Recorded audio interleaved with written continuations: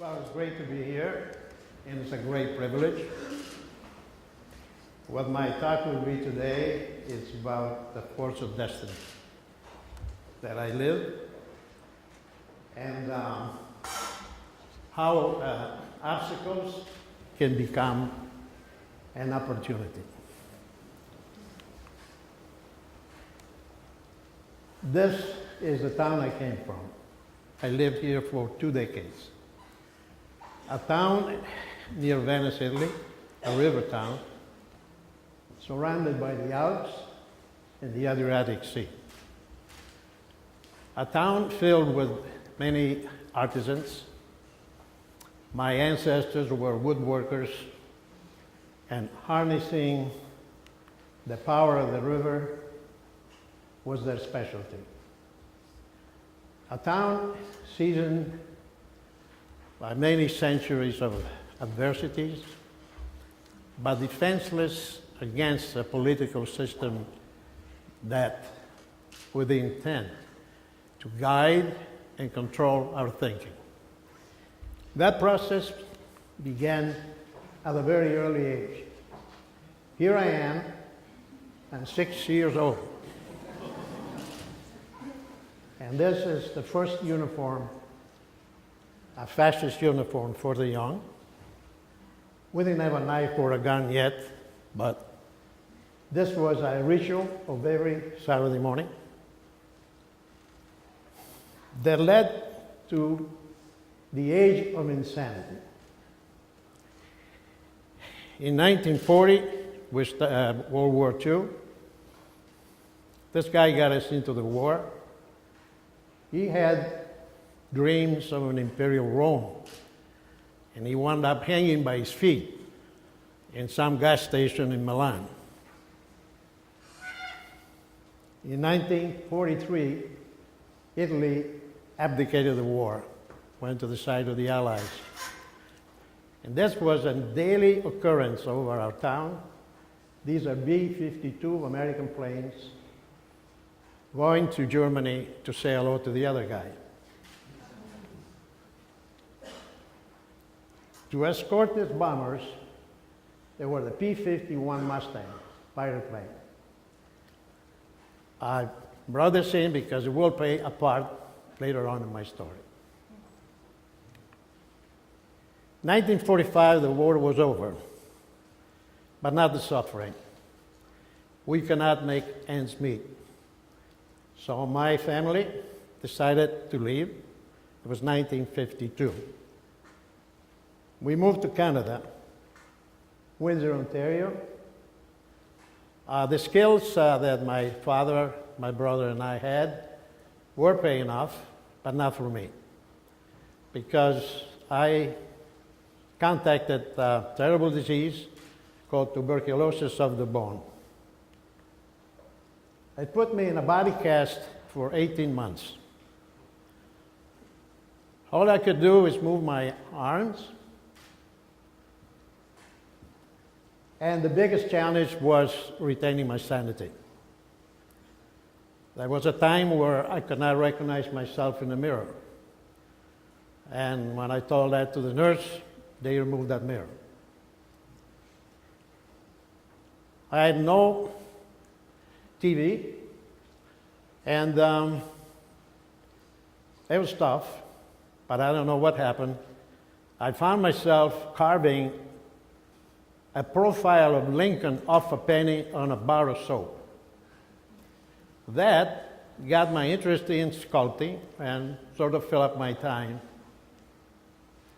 I went to clay, and this is my first sculpture. A local artist saw it and suggested potentially that I could make a living at sculpting cars. Well, it was not till 1956 when I could look for work, and the work was only available in the United States. For Italians to come to the United States then, it was a 10-year waiting list. So here we go, another obstacle.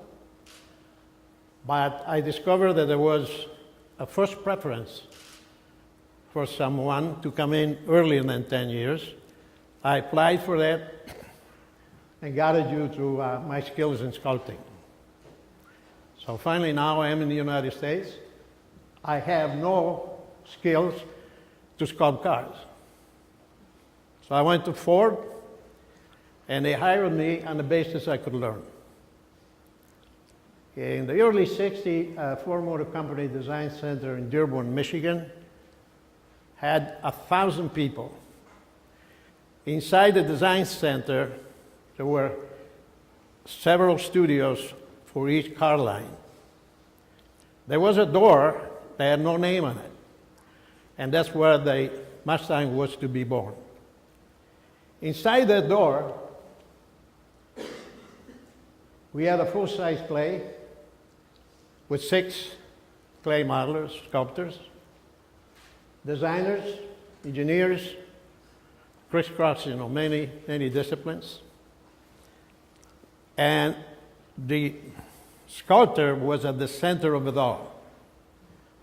He had to take engineering information and look at two-dimensional sketch and imagine the third dimension.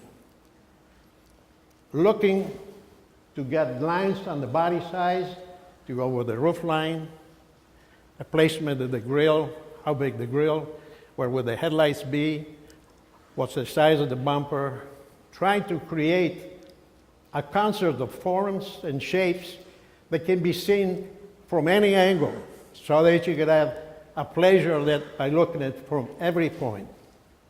And that's not easy when you're constricted by engineering information. For example, the wheelbase, the placement of engine, headroom, visibility, all those constraints. So we work, and we use hot clay. And sometimes I think the skin off my blister wearing better than the clay. And here, we work and work looking to hear that magical word. Stop, we got it, clean it up and paint it. Here's the original model. 1962, August 16, 62, was presented in white. Contrary to the rules, because there were other studios involved competing with this, and the rule was that everybody painted red. But our studio director didn't have really a lot of political power. He says, let's paint it white so they can see. That's fine, you know. And so, and the winner then was our model. But the work did not end here. There was a lot of work to be done to bring this car to manufacturing. At the top level of the company, they had to invest in this. And it was after the fiasco of the ESO, so they were a bit scary to do it, but it was because of a special man, the effort of a special man, that this happened. And that's why Lee Iacocca is known as the father of the Mustang.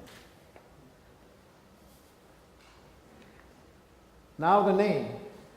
That's your P-51 fighter plane. The plane that I used to see when I was a young child flying over the skies. Little did I know that one day I would meet that plane again. And that's how they initially, the name for the Mustang was chosen, but then they decided to use the horse as the emblem, Mustang symbolizing adventure. And that's how we got the name. Here we are at the World's Fair. And who would say, how would I think that 50 years before that, as we rolled the clay model into the sunlight of the courtyard, that I would be standing here today and say, we're celebrating 50 years of continuous production of the Mustang. That's quite a feat.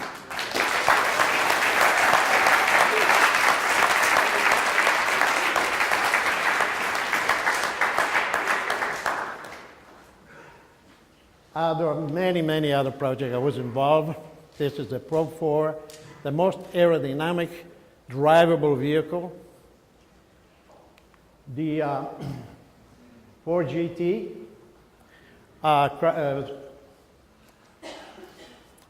Ferrari wanted to sell Ferrari, but wanted to have control. So Ford didn't go for it. And he said, we're going to show you that we can beat you. And so we made this model, went into carbon fiber and so on, went to Le Mans, and we won for 4 years consecutively, beating all the Ferraris. So this is another project.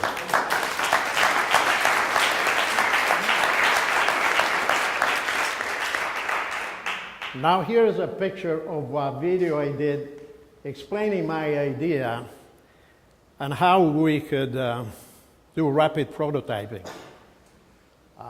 I was a sculptor, but also I like to cross the line, whatever I felt was something, opportunity. What you're seeing here is an idea of creating a model from CAD data by using an ultraviolet light and a liquid polymer. The attorneys at Ford, they dragged their feet. Unfortunately,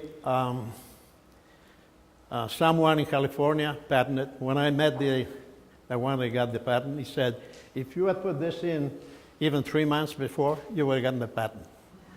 Today, it's a global technology.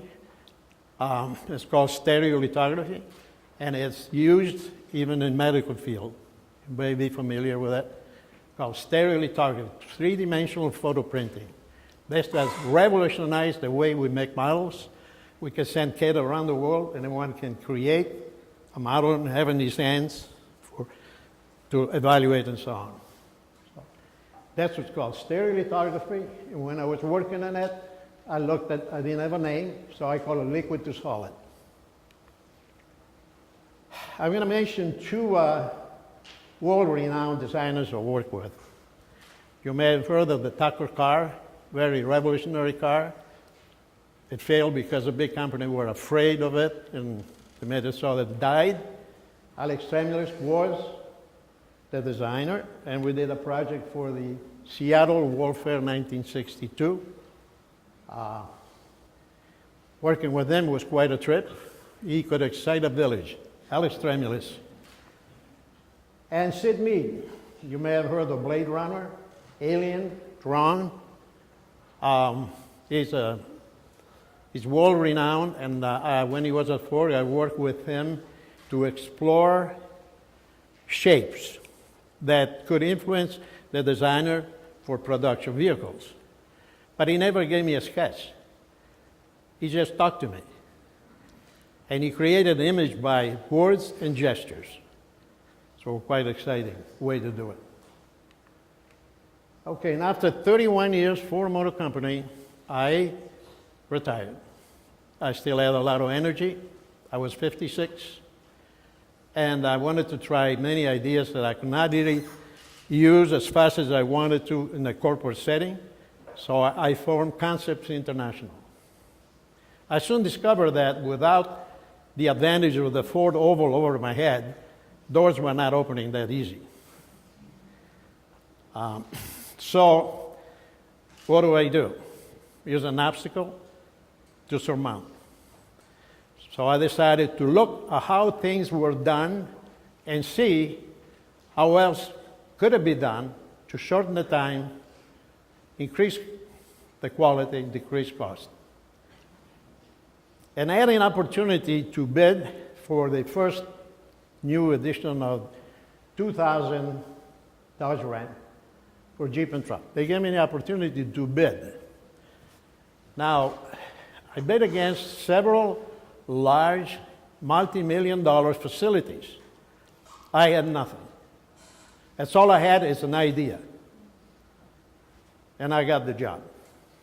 I got the job on the basis that time, first of all, is very crucial because wind tunnel model needs to be made very fast to evaluate engine cooling and so on, so that we can progress fast in production. The competition quoted about 3 months to do it, to create a model. I did it in 3.5 weeks. For the past 20 years, after 31 years of Ford, I never stopped building models as far back as Korea, Europe, and here, you may have heard of the Crossfire. This was intended to prove how fast can we go from a sketch to manufacturing. And we did this in world record. So, in recounting my story, I hope you've just seen something of value for your life.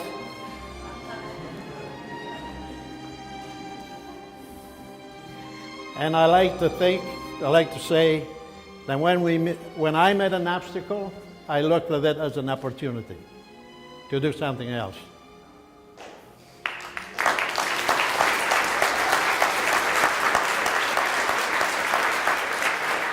And when I look back at all the muddy roads I had to cross,